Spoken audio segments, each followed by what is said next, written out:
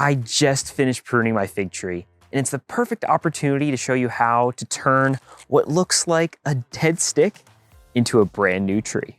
Figs have got to be one of my favorite fruits to grow, and one that I would recommend to new and old gardeners alike. They're carefree and simple to grow and prune, which makes them compatible for your learning, and they could take a few bad pruning cuts and still reward you with a fruitful harvest. I'm about to show you how to turn this stick into a brand new tree. That's how easy it is for these to grow. So if you think you can't do it, guess again, and let's get into cloning some fig trees. Bada boom, bada boom, bada boom, bada boom, bada boom. So I've got all of my materials here, and the bare basics, we need to start out with a pot, and you can use an old pot from something that you got from the nursery, a solo cup, and my favorite, the Epic 6-cell or 4-cell trays, which are what we have here. We're also going to need some potting mix, and I like to use cocoa or peat because it maintains humidity, which is important for developing good roots. We're going to use a humidity dome, or you can use a plastic bag to keep in that moisture. We're also going to need a cutting to clone, and I've got a box of them from our fig tree right here. Just look at all of these fig trees that I'm able to create. So what makes a suitable cutting in order to clone a fig tree? Well, the thicker the cutting, the more energy that it's going to have in order to grow roots, and then also grow some branches or some leaves out of the nodes, which will grow into your new tree. There are also some tips that have been known to root a little bit better than these intersections of the cuttings, but we're going to use a method that is going to almost guarantee rooting regardless of the type of cutting that you have. So what you want is a cutting that's about 6 to 8 inches long, and this is going to get stuck into soil. And you want to have at least 2 of the nodes or 2 of the buds above the soil level that are going to grow into new leaves or branches and grow into your new tree.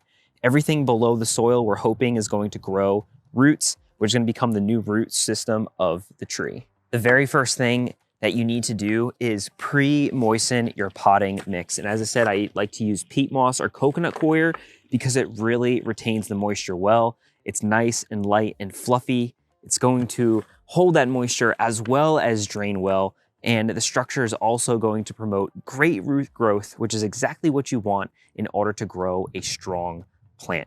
So before you do anything, make sure you get this prepped because you want this cutting to be exposed to moisture as soon as possible. Get it in that ideal environment so that way it can really start growing its roots almost immediately.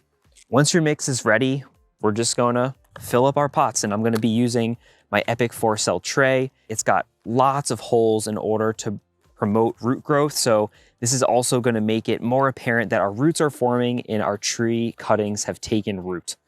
So I'm just going to take my soil and get these filled up. You can see how this coconut coir peat moss mixture is nice and moist. This is going to be great for our cutting. Now what you're going to do is take the biggest cutting or the thickest cutting that you have, and this one's pretty good, and push it down into the middle of the pot. And this is where we're going to stick the cutting. Now you could stop right here, take your cutting, stick it in the soil, but there are some other steps that I'm going to take in order to significantly increase our chances that this cutting will take root. We have rooting hormone, green aminos from our friends at Green Grow, coconut water, and honey, all of which have shown to be excellent root promoting agents, and we're gonna test all of these on our fig cuttings today. I wanna see which one works best to grow roots faster and see which one grows the strongest root system. I think this is gonna be a really fun experiment. So I'm gonna get these all mixed up. We're gonna apply them to our cuttings and then we'll get them planted. So I've got all 4 of my rooting agents prepared. We've got the growth hormone, the liquid aminos, coconut water, and then I'm also going to use raw honey. Now, before you apply the rooting hormone, what you need to do is make sure that your cutting is in the right direction, so that way your root growth is strong and your tree is going to be growing out in the right direction. So our cuttings, you will see that there are going to be various lines as well as these little nodes above those lines. If the nodes are above the line, that means you're holding the cutting in the right direction and you're ready to start applying your specific hormone. What I'm going to do is take my pruners and just basically pick one node and score down. Make sure that you're getting a good cut so that way you're exposing the wood underneath the bark. Just do it like 3 or 4 times around. I'm gonna do that to all 4 of my cuttings, and this is going to help promote even further root growth. I've also seen some people just take a whole layer of bark off, but I haven't really found that to be necessary. Now that we've scarred the bark of all of our cuttings, I'm just going to dip them in. Let's start off with the coconut water, and I'll make sure that I'll label these two in the individual cells. I really want to make sure that I get this on here. And when you put them in the individual pots, make sure you're being really careful not to rub the cutting on the soil so that way it stays intact where the roots are going to grow. It almost reminds me of an old game of Operation. Let's do our green aminos. Then we'll do our honey. Hopefully this fits in here. There we go. I don't mind eating a little bit of fig tree. Yeah, look at that. That's beautiful.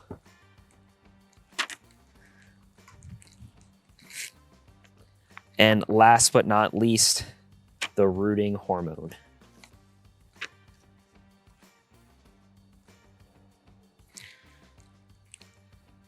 Now, when you put the cutting into the hole, you want to put it in as deep as you possibly can to allow as many roots to grow.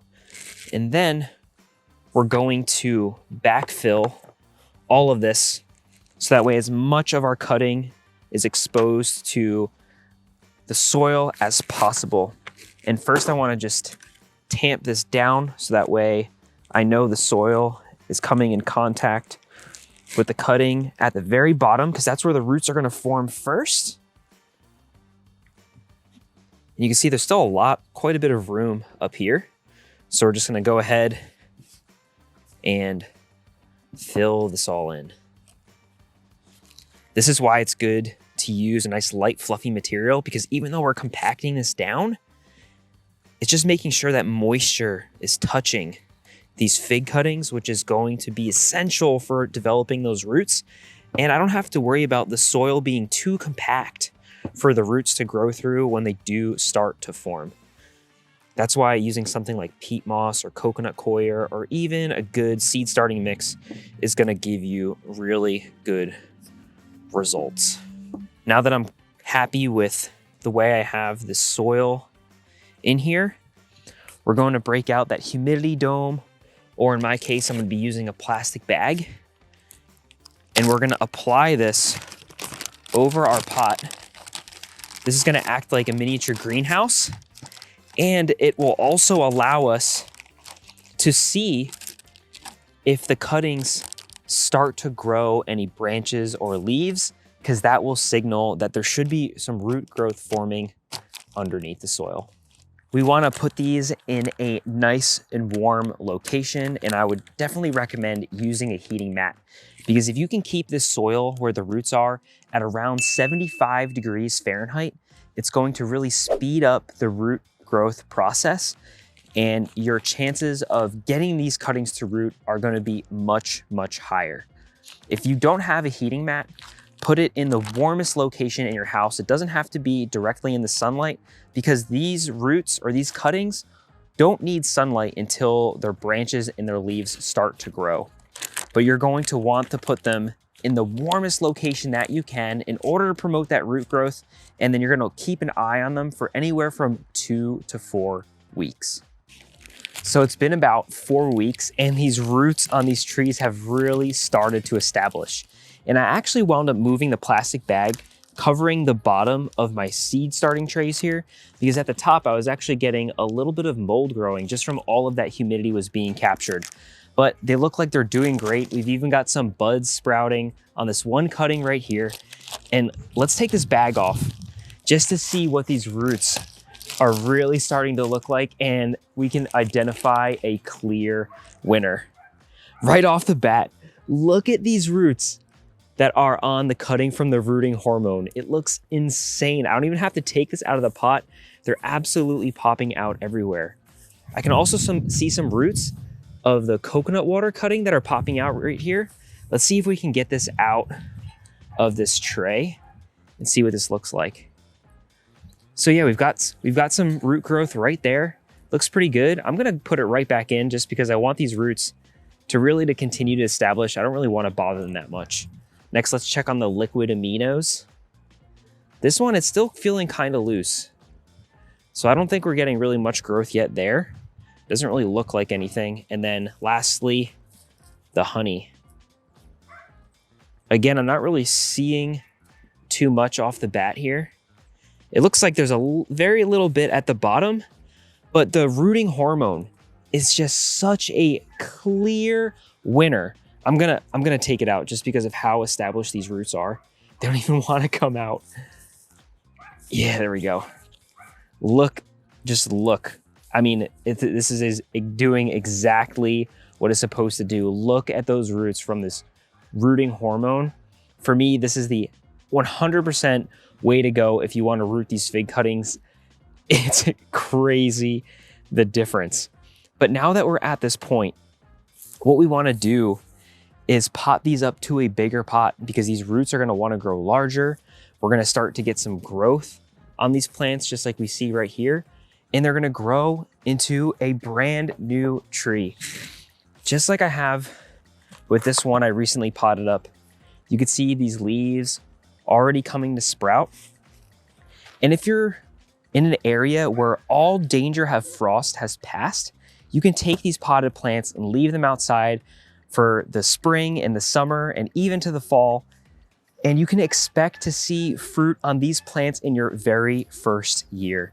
Since figs grow fruit on new wood, you can see a fig cutting that you've rooted over the winter and early spring actually produce you fruit in the very first year. And this is one of the things I absolutely love about your figs. And depending on what variety you're growing, see if it's hardy to your zone, because if it is, you can actually take it out of the pot and plant it in the ground in early spring, and then you will get figs coming back year after year. Well, that's gonna sum things up for today's video. I really hope you enjoyed this guide on literally how to grow an unlimited amount of figs, propagate all of your fig cuttings, and grow some new fig trees. I'll put all of the resources that have been mentioned in the video down in the description, and we actually have some fig cuttings that we'll put up on our Etsy store. I'll also put a reference to my buddy David from the Fig Hunter and his page where he has literally hundreds of varieties of figs available for you to choose from. So regardless of where you are in the country, in the world, get yourself some fig trees and enjoy some delicious homegrown fruit. Thanks for watching, and here are even more videos to help you grow.